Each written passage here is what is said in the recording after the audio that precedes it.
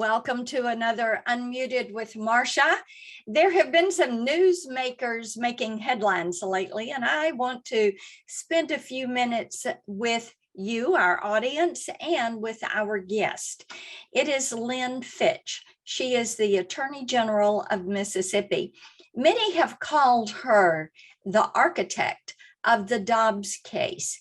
That is the case the Supreme Court took up, and that is the vehicle which they have used in overturning Roe versus Wade. This is a monumental decision. I think that the reason that the case ended up being successful for pro-lifers was because not that Lynn was the architect, but she really shepherded this case through the process and pulled together the team in Mississippi that led to the conclusion of this case. So Lynn, thank you for joining us and welcome to Unmuted. Thank you for having me, Senator Blackburn. I appreciate it. It's such an honor to be here and to be able to talk about this historic and monumental time for all of us. Well, walk us through this journey, how this came to you, and then how you chose to build the team to move forward. Well, again, it's been an amazing time and truly a God thing. When I got here, the case from 2018 on the 15-week abortion ban was here. We opted to petition the United States Supreme Court for certification. We did put it up there. It percolated for a number of months. And then finally we were selected. It was just an incredible time. And so I had originally appointed Solicitor General. We never had a Solicitor General in the AG's office ever, Christy Johnson. So she was here when we did the first filing to petition the court. And then when we actually got the case, I had a new Solicitor General, Scott Stewart, because Christy Johnson had been selected to serve on the federal district court for the Southern District of Mississippi. First woman to serve in that capacity. So exciting for her.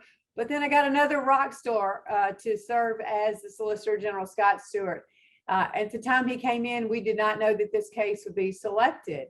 So he came in the early spring and this case was selected in May.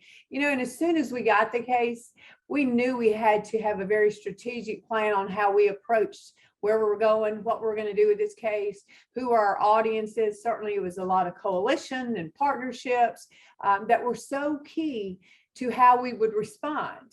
And so we put the brief together and we wrote the brief with, a number of our partners with some viewing and oversight as well. But, we wrote the brief and we wrote it with the whole context that this was about empowering women and promoting life.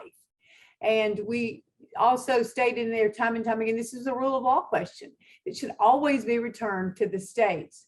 So as we made those arguments, we stayed very solid on, we asked the hard question, overturn Roe v. Wade. That had never been posted up in such a manner for the justices to review. And when they did, I think it was an opportunity for them to truly embrace, hey, the Constitution did not confer this right. And so it is an opportunity to return it back to the states. We got the oral argument on December the 1st, and it was amazing. The justices, and you could tell, and I was present during the oral argument, they were very engaged with the Mississippi law. They understood, they talked about overturning precedents, that this was not uncommon. The other side didn't really have anything up to offer except, oh, you can overturn precedents. There was just more of fear driven. And again, we prepared, we wanted to do outreach so that everyone knew the status, and we could not have done, like I said, what we've done were it not for the compassion, the love, and the support and the prayers for all of us. Yes, indeed. And then talk about how this has affected your team and the state once this decision has been made. Well, I am very blessed. I have an incredible team. And we have worked very diligently, very solid, like I said, with strategic planning, with a vision on how we would get to December the 1st, what we would do after December the 1st, because again, it didn't stop from that point forward. Then now that we actually have the decision, so what does the post-Roe world look like?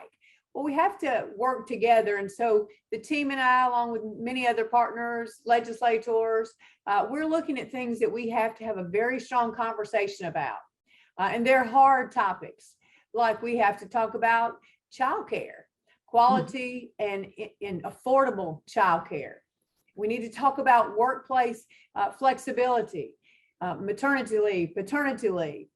We certainly have to talk about enforcement of child support, because again, mothers for too long have borne the majority of the costs, and it's time to be there to help them, empower them, upskill them, and that's very key.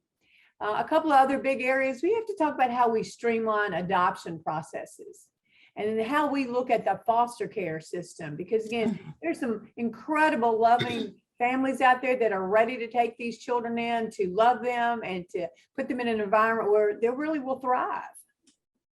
Well, and you're so right about that. And you are the right person to lead that discussion and to direct Mississippi in that regard. And you're also such an important voice on the national stage, because you all are the ones that have led the way. Now, you and I have known each other for a really long time. So when we talk about empowering women, you made that a part of your case. And many times those on the left will say, you can't empower women if you're on the right. So how do you see that differently? Well, and we have been wonderful friends for quite a while, and I'm so grateful for our friendship. And so we can certainly talk very candidly. And that's one of those issues too, where we get hit on the left saying, oh, this is not right. And in fact, it was a victory for women, a victory for the children. But, if you look back over 50 years, unelected justices had decided what the abortion laws were. So it made it a either or. So you couldn't go forward in your career, or you had to select having children. Well, now this gives you the option. And so many things have changed in 50 years. I mean, look at the status. I mean, women have excelled in everything, but we had still been torn apart by these laws that were set out by Roe and Casey. So no, I think this gives women much more empowerment. They know that they can be those wonderful, loving mothers that they'd like to be, as well as, following their dreams in their professional careers or whatever career that they choose to, that it doesn't become a either or, that you can actually now do both and know that people are there supporting you, helping you in whatever capacity. Well, and you're so right about that. And there are so many of us that have come along and walked alongside single moms and helped to support them and encourage them. And we know that's going to be necessary in this post-Roe world, and really welcome that opportunity. Well, I know our audience is going to want to keep up with you and the good work that you're going to do as you continue to support life at all stages. And they can find you on Twitter at Lynn Fitch AG. And we hope that they will stay in touch with you. And thank you so much for joining us today. Thank you. It's just an honor. Great to see you. Good to see you. Thank you.